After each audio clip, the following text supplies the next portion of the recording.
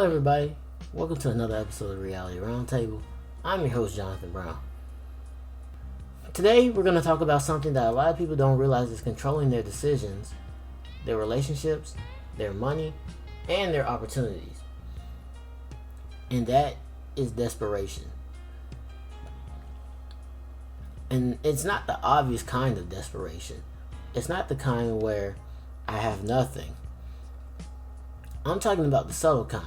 The kind that shows up in how you tolerate people, how you move, what you accept in your life, and what you're afraid to lose in your life. So today, I want to ask you a real question. Are you moving through life from a place of desperation? Or are you moving through life from a place of power? Desperation doesn't always look dramatic. Sometimes it can honestly be subtle. And some of those subtle ways of desperation looks like letting people disrespect you and you say nothing, staying in situations that you know you've outgrown, over-explaining yourself just to be accepted by people, and saying yes when everything in you wants to say no. And the truth is, when you're desperate, you start lowering your standards without even realizing it. You tolerate things that you shouldn't tolerate. You accept behaviors that don't actually align with you. And deep down, it comes from one place. You feel like you don't have any other options. Because when you feel like you have options, your energy starts to change then. A lot of desperation is rooted in low self-esteem. And I'm not talking about confidence on the surface. I'm talking about how you see yourself when nobody's around. Because if you don't value yourself, you start accepting less than what you actually deserve. You start to think to yourself, this is the best I can do. I don't want to lose this.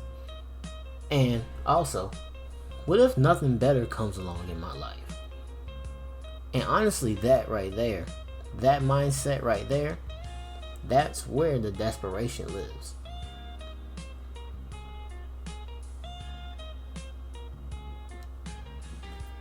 Another big driver of desperation is the fear of failure. Because when you're afraid to fail, you'll tend to cling to what's familiar to you in your life, even if it's not good for you. You'll tend to stay in jobs that drain you, relationships that limit you, and also situations that don't grow you. Because failing feels worse than settling.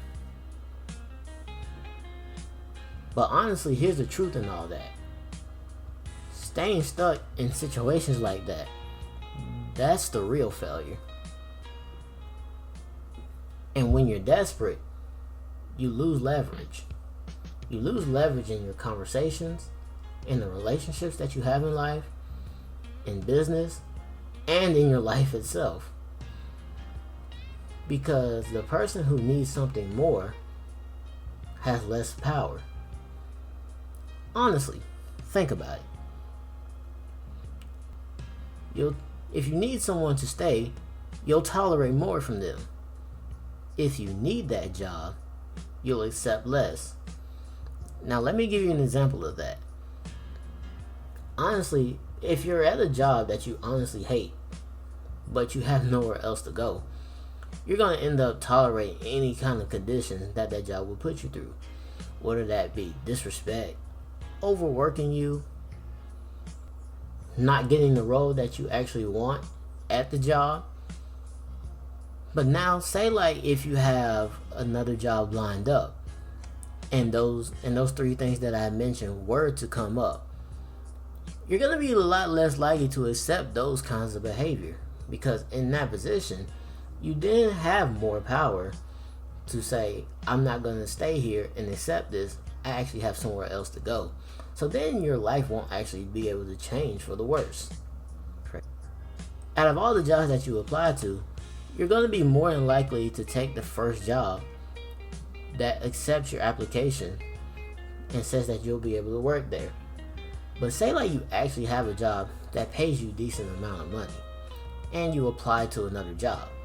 But say like that job says, yes, you can come work here, but the money that they're offering isn't what you're actually looking for. In that position, you actually have leverage because of the current job that you're working. So you'll be more inclined to turn that job down because of the position that you're in. But if you weren't in that position, you'd be more than likely to accept that job. Another example of desperation is if you need approval. In that case, you'll tend to shrink yourself. Desperation makes you negotiable, but power makes you selective. So how do you shift out of desperation? One way that you can shift yourself out of desperation is you tend to build yourself up. You become somebody who brings value, has skills, and has options. You stop depending on one source for everything. Because when everything in your life depends on one thing, that's where desperation grows. Because that one thing can be taken away at any moment. Another way you can grow out of desperation is you become someone who's hard to replace. And that doesn't just go for work. That goes in life. What that means is improving your mindset, taking care of your health, and expanding your opportunities so that you tolerate less. So when it comes to getting out of desperation, the goal isn't just to build confidence. The goal is to have options, because when you have options, you have freedom. Options give you peace. Options give you leverage. When you know you have other options, you stop acting out of fear. You stop chasing, and you stop settling for the bare minimum.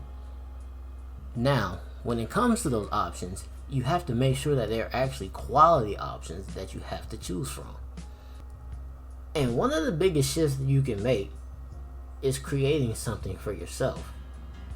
Something that actually gives you independence. Whether that be financially, mentally, or emotionally.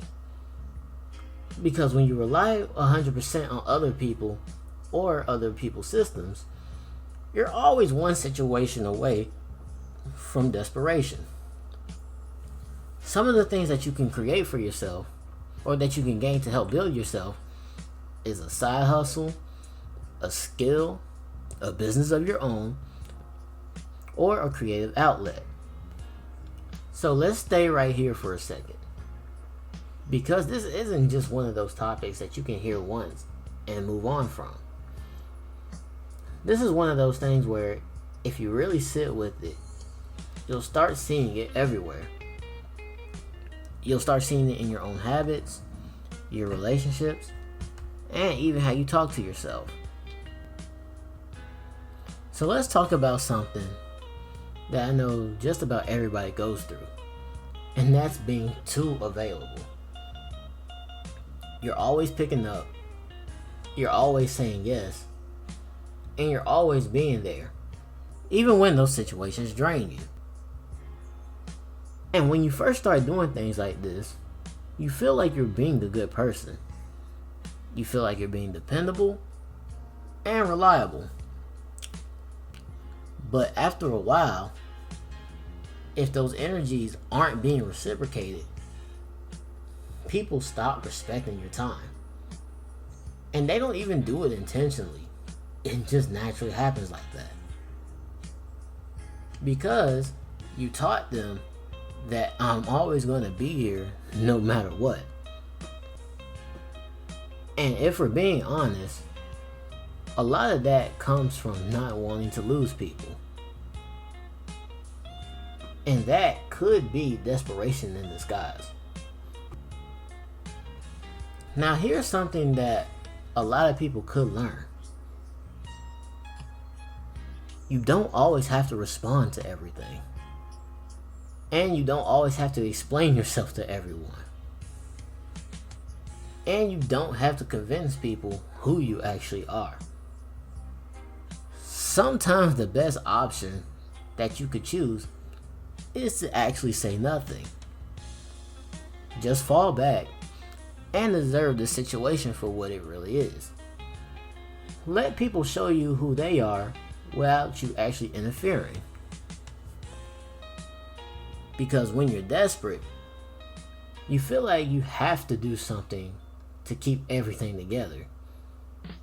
But when you're grounded, you're okay letting things be what they actually are. So don't get this twisted. Detachment doesn't mean that you stop caring. It honestly just means you actually start respecting yourself and you stop needing everything to go your way. You can care about someone and still be okay walking away if it doesn't align with you. You can still want something and still be okay if it doesn't happen. That right there will bring you a different level of peace. Because desperation sounds like, I need this to work. But power sounds like, I would like for this to work, but if it doesn't work, I'll be alright either way. And a lot of people don't even realize that their standards have dropped over time. Not all at once, but little things start to happen. You start to let one thing slide, then you let another thing slide, and then another thing slide.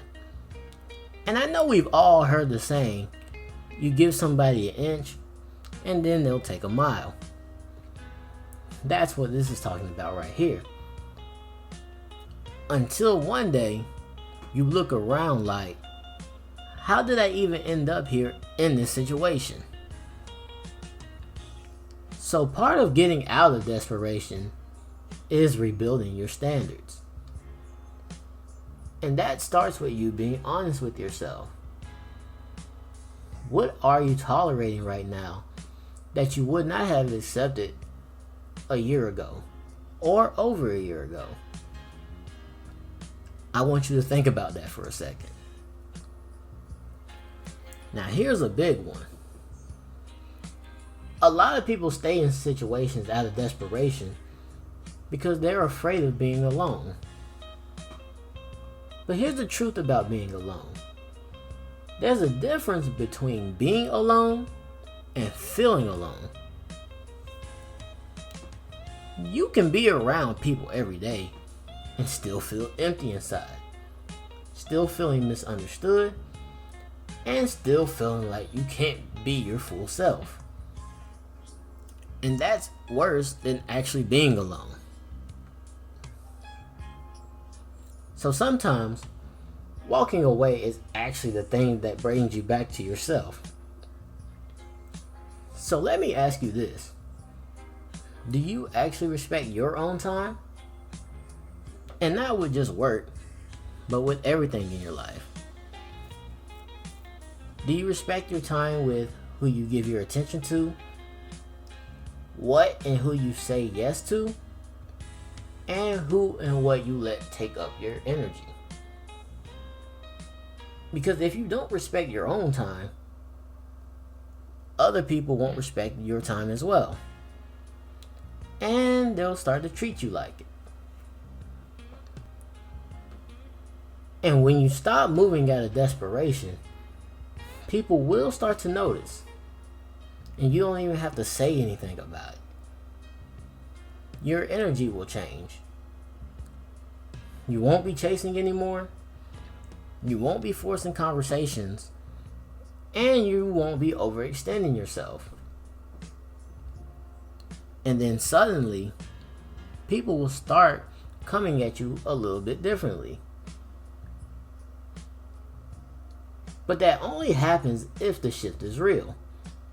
not when it's forced, not with fake confidence, but with a real internal change. Now, this one might sound a little crazy, but sometimes growth looks like letting some of those opportunities pass you by. Because not every opportunity is for you. And when you're desperate, you'll try to grab everything. But when you're grounded, you'll start asking yourself, does this opportunity actually align with me? And if it doesn't, you'll let it go without stress and without overthinking. Desperation is short-term thinking. It's all about immediate relief. It's also about immediate validation and immediate comfort. But power, that's long-term thinking. And that thinking starts to look like, is this good for me 6 months or a year from now? And once you start thinking like that, your decisions will naturally change. So after everything we've talked about, it really comes down to this. Where in your life are you moving out of fear instead of intention? Where are you holding on instead of leveling up? And where are you choosing comfort over growth? Because once you identify those areas in your life, that's where the work starts to begin. And this isn't no overnight process. All this doesn't come at once. But it does come step by step with each decision that you make. And you become more powerful every time you choose yourself, your standards, and your growth over fear. So if you made it this far in the episode, I really appreciate you for sticking around and listening. And I hope you're able to take something from this episode and actually apply it in your life, even if it's the smallest thing. Thank you for listening to another episode of Reality Roundtable. I'm your host, Jonathan Brown, and I'll catch you on the next episode next week, Wednesday at 12 p.m. Thank you and have a great day.